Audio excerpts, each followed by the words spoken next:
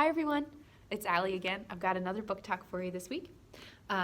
This week I have a great romance novel for you. It was recommended to me by one of the librarians from Stanton Library. Thank you, Sarah. And it's called A Princess in Theory by Alyssa Cole. It's part of the Reluctant Royals series, so it's a whole series of fun, modern, inclusive romance novels that have people kind of thrust into royalty against their will. So again, it's set in modern day, and the main character is this young woman named Naledi Smith. She grew up in the foster system, and she is now living in New York City, and she is a fellow in a rigorous graduate program.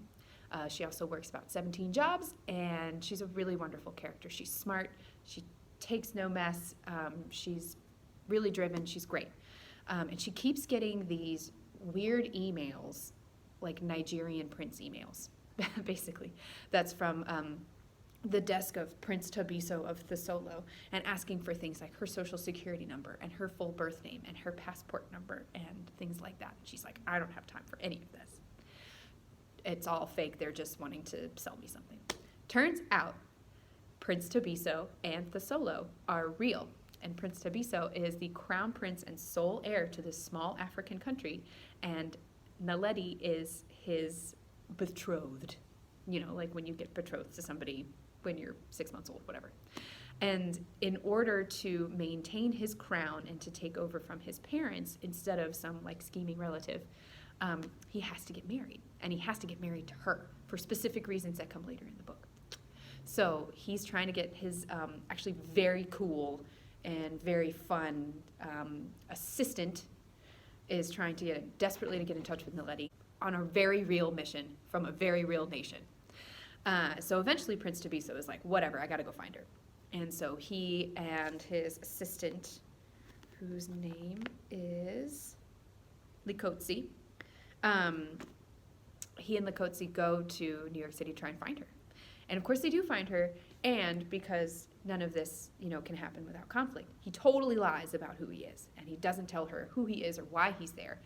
And they start becoming friends, and then it starts becoming a little bit more, all under the impression that Tobiso is a completely different person than who he actually is.